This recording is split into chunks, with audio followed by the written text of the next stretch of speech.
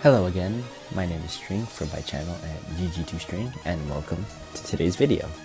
And please accept my apologies for it being quite a bit late, but this took a lot more time than I expected, and I've had an extremely busy past few weeks trying to get stuff done.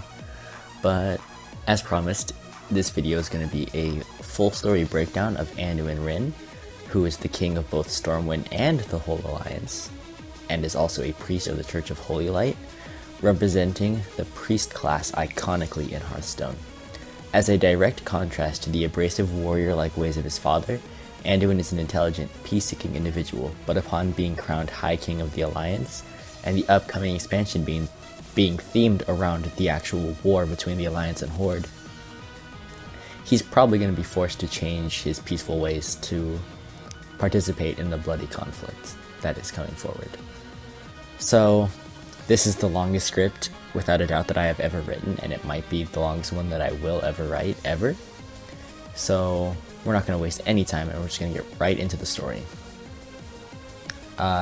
His name comes from Anduin Lothar, who was a champion of Stormwind during the first war between the humans and orcs, and his middle name comes from his grandfather, who was also a king of Stormwind during the first war between human and orcs. So he's named after both the king and champion of the humans during the first war between the humans and orcs. Now, let's go through his life as a young one.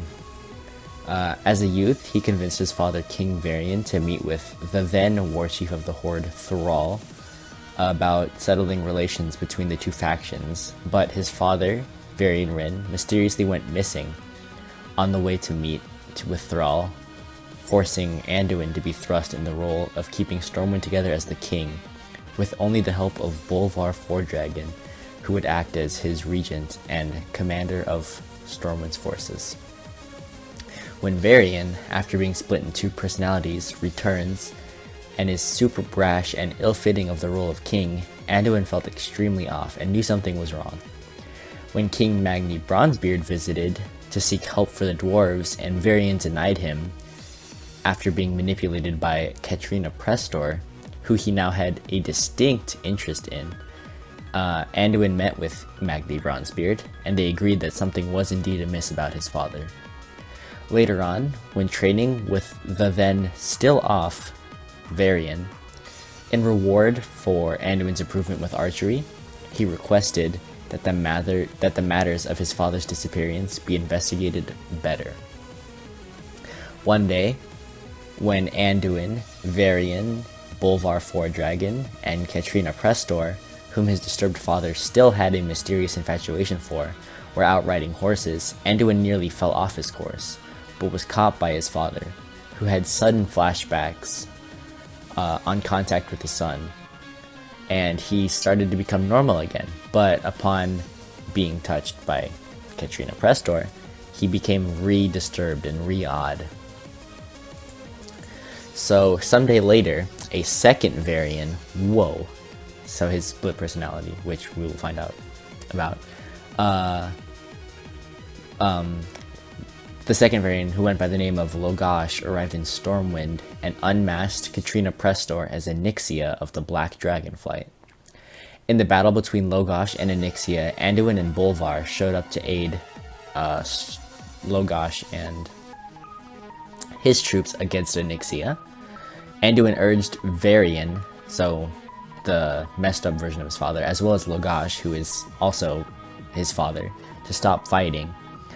But in his efforts, Anduin was captured by Onyxia, causing both of them, Logash and his actual Varian, to have to save him. While in Onyxia's lair, Anduin was able to free himself from the ropes binding him and hide from pursuing dragon whelps, until Onyxia herself had to capture him again to use him as ransom against both the Varians. Upon being forcefully released from her claws by a knife thrown by his father, Anduin is saved from his fall by Brawl Bearmantle, who will grow up to become one of his most trusted companions. After this battle, which resulted in the fusing of the two parts of Varian, so Varian and Logash, back together, the meeting with Thrall that was originally supposed to happen could happen, finally, and Thrall then proposed plans to ease tensions between the two factions. And then Anduin, as well as one of his other most trusted companions in Valeera Sanguinar, who plays the rogue in Hearthstone, convinced Varian that such an agreement would help Stormwind. Later, at the summit between the two leaders, Anduin was there when the Twilight's Hammer cult attacked. And then even further later, after that attack, back in Stormwind, when the Undead Scourge attacks the city, Anduin participates in defending the city by saving his father with a throwing dagger, skills that he learned from Valeera, as well as shooting undead from a tower with his bow. And then, upon learning that his good friend, who acted as a regent for him when he was young, Bolvar Foredragon, would leave Stormwind to march on Northrend, Anduin was sad. And this is one of the first ever sort of situations we see in which a strong fatherly figure leaves Anduin. And then his sadness upon hearing that Bolvar would have to leave was way worsened when he found out that Bolvar had to sacrifice himself to destroy the Lich King Arthas Manethil and take his place. And then, again, despite being excellent at dagger throwing and archery, Anduin found that he had no skill for training in the ways of war or handling heavier weapons like swords and axes, despite his father wanting him to be a warrior, which will mold into his future. Anduin was also given a Hearthstone by Jaina, who is essentially sort of his adopted aunt, not by blood, but he still considers her sort of like his aunt. And then he goes to spend some time in Ironforge with the dwarves as a diplomat, but he believes secretly that his father just wants him to become hardy by spending more time with the dwarves. However, it is here in Ironforge, contrary to what his father wished, that he realizes his true calling is to become a priest of the Holy Light, which fits with his compassionate, peace-seeking, and thoughtful personality, as well as meshing perfectly with his inability to train in heavy weapons and the ways of war. He was also the only human present at the funeral of Magni Bronzebeard after he petrified himself, as well as possibly the only human ever to see the old Ironforge city. Shortly after Magni Bronzebeard's petrification and funeral, Moira Thorasan returns to claim the throne, and holds everyone in the city hostage, but Anduin was able to escape using the Hearthstone that Jaina gave him, and upon using it, he meets Bane Bloodhoof, who he has a really lengthy discussion with, and ends up entrusting his mace Fearbreaker to. Anduin then later returns to Ironforge because he wants to stop his father from assassinating Moira Thorasan, instead convincing him to spare her and let her work to earn her respect as well as her crown. During the same time frame, while he was spending in Ironforge, he lost a dwarven friend named Aaron to an earthquake, and Aaron's death made him want to become a half-capable swordsman, despite wanting to become a priest as well. Now, even further into the future, Anduin journeys with his father to Darnassus for a summit of all the Alliance leaders, where he met Prophet Valen and speaks with him about the light. Anduin's guards, interrupt their conversation to bring the prince to bed, but he's a prince, he gets to do whatever he wants. Later that night, Anduin leaves and finds Valen meditating and asks to resume their conversation about the light. Upon reflection about their discussion, Anduin feels that the light has a plan for him, but that Varian, his father, was holding him back from reaching his full potential. Upon hearing an argument between Varian and Malfurion Stormrage, Anduin decides to fully embrace the destiny that his light had set forward for him, seeing as his father, is still an angry man and he does not want to follow that path. Varian suggests that if he wants to pursue the light, he should stay with Archbishop Benedictus so that he can stay in Stormwind. But Anduin decides that his personal place is instead with Prophet Valen. After studying with, he would eventually return to Stormwind. Which he does. After studying with Valen for a while, he returns to Stormwind for Remembrance Day, where he would fix the bad blood between him and his father. No Taylor Swift memes, please. As well as save his father's life from another attack by the Twilight's Hammer cult. He saves his father's life by dispelling defensive magic on a draconid and allowing his father to kill the beast, which mortally wounds Varian. But Anduin, now being a priest, has the skills to heal that very same wound. Later that evening, on this Remembrance Day speech, Varian claimed that a day would soon come where leaders, and I quote, "Leaders would need to be healers instead of warriors, those who mend instead of those who break." Anduin then again later saves his father's life from an assassination attempt by Major Samuelson, who was again working with the Twilight's Hammer cult. I don't know what's with the Twilight's Hammer cult and hating Varian, but they tried to kill him at least 3 times right now in this story. And then after this point, the attack on Theramore Isle happens, where Garrosh detonates a mana bomb, killing many people, including Jaina's husband. I don't know if he was her husband, but someone that Jaina cared about dearly. And then Anduin returns to Stormwind, again leaving his tutorship with Prophet Valen, hoping to see Jaina alive and well. And Jaina indeed was alive, but she was not well, he noticed. She leaves them out of rage because they didn't immediately seek to go to war with the Horde. So upon her leaving them out of rage, Anduin and his father had a long discussion about exactly what hate could do to a person, especially one like Jaina, who at this point had become all consumed by her hate. When Varian leaves to go to war with the Horde, Anduin calls upon the light to bless not only his father, but everyone else going off to fight as well. Now, while on a mission, diplomatic mission, Anduin was attacked by the very same Horde, and crash lands on Pandaria, where he is rescued by Wrynn and Lena Whitepaw. He is then captured by the Horde while on Pandaria, but then slips away and ends up in Zoo's Watch, where he meets May Barrelbottom, who tells him about the Crane Wind Order, where he then goes to study with Chi-Ji at his Temple of the Red Crane, who learns a lot. But his education is cut short because of the Shah of Despair's attack. Anduin is later present helping the Alliance find the Veil of Eternal Blossoms.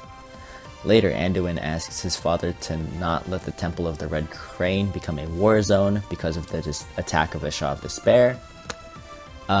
He then also goes to ask Jaina to remove the Blood Elves from Dalaran because of their allegiance to the Horde, but Jaina does something that works to ease her hatred, and she wants Dalaran to become a beacon of hope despite her hatred of Garrosh, and does not purge the Blood Elves from Dalaran. He then helps cleanse the Explorers League from a Shah infestation, much like he did for the Temple of the Red Crane, and after this he takes a page from Arthas's book and learns from a mistake, saying that a weapon that could destroy their own people is not worth the risk.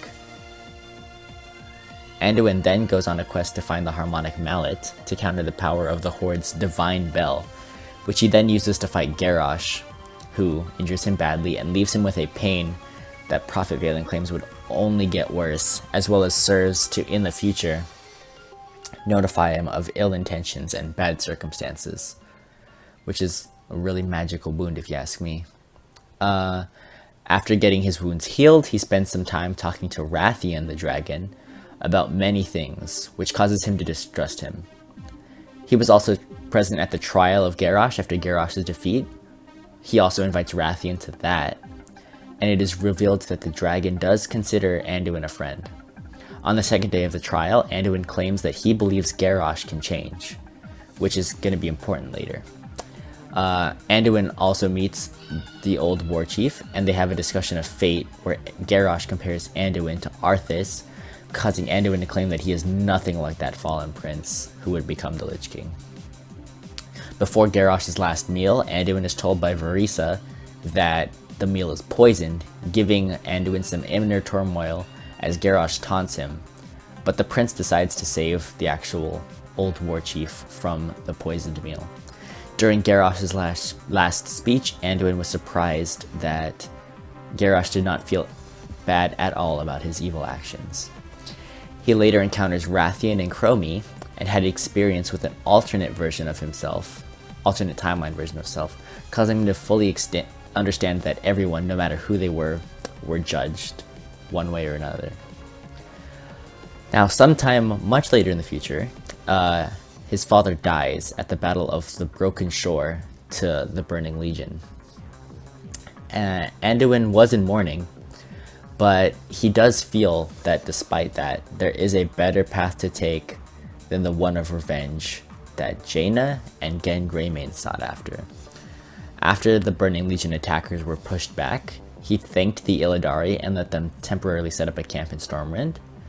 As now King of Stormwind, he was advised by Deatharok, who actually served the Burning Legion for a short time and also appears in Warcraft 3 Great Game. Anduin also feels that he doesn't earn the crown of Stormwind and that the people of Stormwind do not have faith in him as a king. So he then goes on a quest and discovers that people respect him, but they do not believe in his ability as a king. He also finds that while Prophet Valen believes in him, Gen Greymane does not believe him to be strong enough to be king. He then goes to visit the site of his father's death, and upon picking up his sword and witnessing a vision of his father, he accepts his role as King of Stormwind and High King of the Alliance. Later, after foiling an assassination attempt by a Nothrazim by himself and killing it by making a warhammer out of light, Anduin mused about how he hoped that Varian gave him enough knowledge to actually seek the path of peace, not the path of war. After Sargeras' death, Anduin tasks the SI-7 with investigating Azerite. After discussing with some advisors what they should do with Azerite, after they all suggest that they weaponize it, Anduin rebukes them, saying that they should make use of the non-destructive aspects of the material and to seek aid with other Alliance nations in trying to fully understand it. He also wants to go on diplomatic visits to other nations of the Alliance, but Gen Greymane claims he is needed in Stormwind.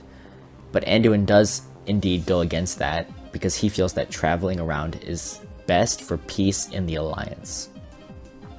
So because he has to travel, Anduin asks Gen Greymane to serve as regent while he is away and travels to Ironforge. It is here in Ironforge that Anduin learns that Azeroth as a planet is wounded and needs healing, and that Magni Bronzebeard has been seeking healers to help mend the planet. Anduin then travels to meet the Conclave, where he also meets Alonsis Fowl and Kalia Menethil, whom he really wishes to speak with, but he has a purpose to seek healers for Azeroth first. During a meeting with Gen Greymane about his trip to Darnassus, Anduin states that he hopes to heal the relationship with the Forsaken, which may cause Sylvanas Windrunner to not see the Alliance as a threat. He then asks Valyria Sanguinar to send a letter to Bane Bloodhoof to ask to arrange a meeting between them and the Forsaken. While in Darnassus, Anduin speaks to Malfurion and Tyrande to discuss Azerite more, but he hears that he cannot meet with Jaina here, but still gets his discussions with Malfurion and Tyrande.